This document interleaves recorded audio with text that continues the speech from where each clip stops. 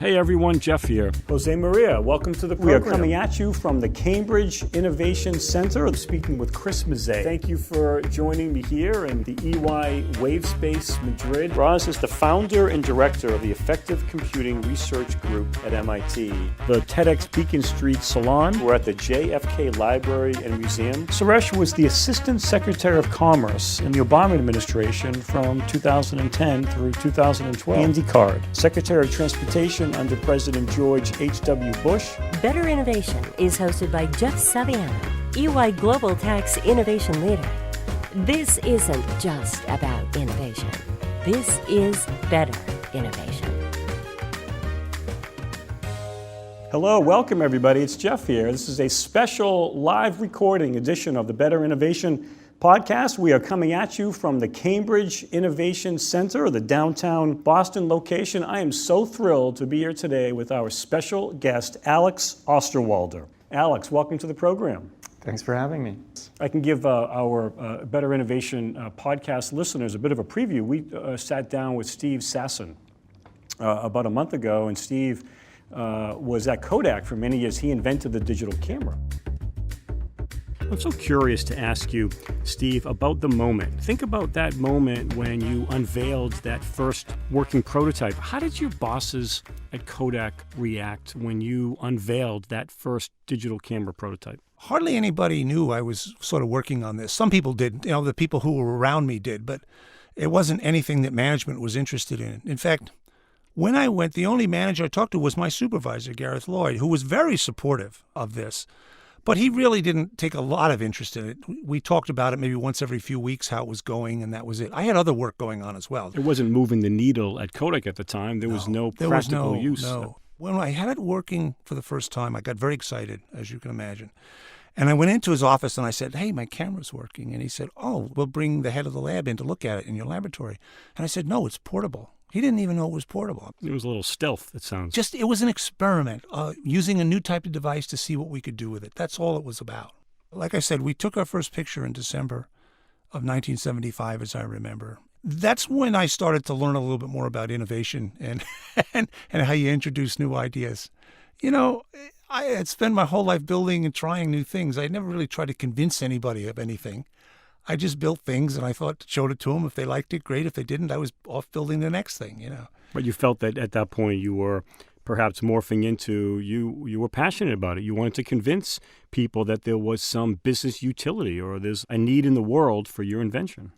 Yeah, I got excited about it. I would say that project was defining for me. I'm curious then, Secretary Card, these great leadership roles that you've held, and also you've worked alongside some incredible leaders. How important do you think innovation is to leadership? Innovation is probably the second most important responsibility for a leader to have. The greatest responsibility is to lead others to do better. And I think that the first responsibility for a leader is actually to lead within the organization, but lead in such a way that you're taking them someplace else. Mm-hmm. Someplace better. Someplace better. Someplace good for them, too. Good for them. Oh, no, right. If it's not a win-win, people don't want to be part of that train. They'll say, "I'm getting off." As you were a member of President Bush's inner circle, you were a member of that inner circle during 9/11. In fact, Secretary Card, you were the one that famously whispered into the president's ear, alerting him to the attacks in New York. He was in that Florida classroom at the time.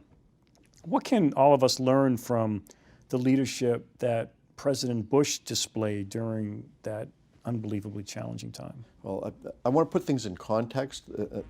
I was fortunate to be at the president's side when he won the right to be president, when the Supreme Court said he was going to be president, and then when he took the oath of office to be president.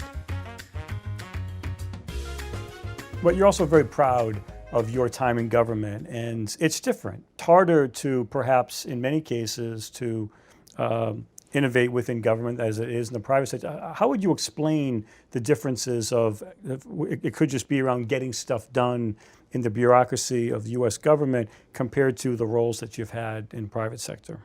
Stewarding taxpayer money is much more challenging than managing resources of one company.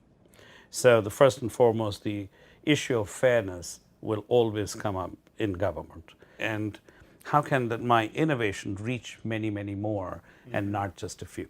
And that's quite acute, because while servicing a company, you're servicing your company, and that is your one client. You're servicing that's one client, and it could be many stakeholders, and Yeah. of course you're serving at the behest of the shareholders. But when you're in government, you're serving the citizenry. Roz is the founder and director of the Effective Computing Research Group at MIT, and also just gave a TEDx talk today. How did you find the experience, Roz? It's fun, although I'm always happier when it's over. I think that's a good way to put it. It always seems like it's more fun when you're done, that you end up preparing quite a bit for these talks, don't you? Yeah, they drill into you that it's not just the audience in front of you, which is what we're all used to, but the audience online, which is an unknown quantity. So tell me about the big idea that you had today, Roz. What did you tell the audience in your talk? Yeah, the idea I shared today is really two ideas, one inside the other. The big idea on the outside is, why are we building AI? How thoughtful are we being about what we're building? I'm really so intrigued about the why question.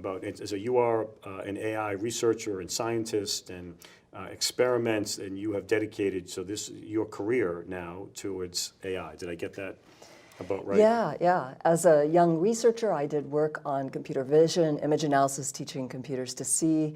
Later, I built some of the first content-based retrieval systems at MIT that allowed people to search and find visual content.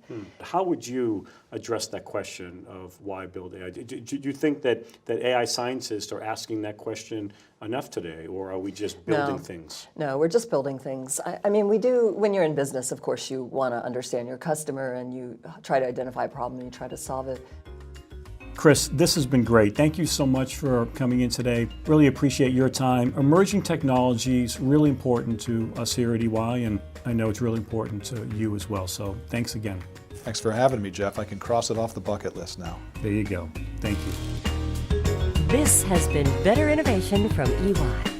Let us know what you think about the show by leaving a review or by reaching out to Jeff at jeffrey.saviano@ey.com or find him on Twitter @JeffreySaviano. Better Innovation is produced by the great team at Hogarth Worldwide.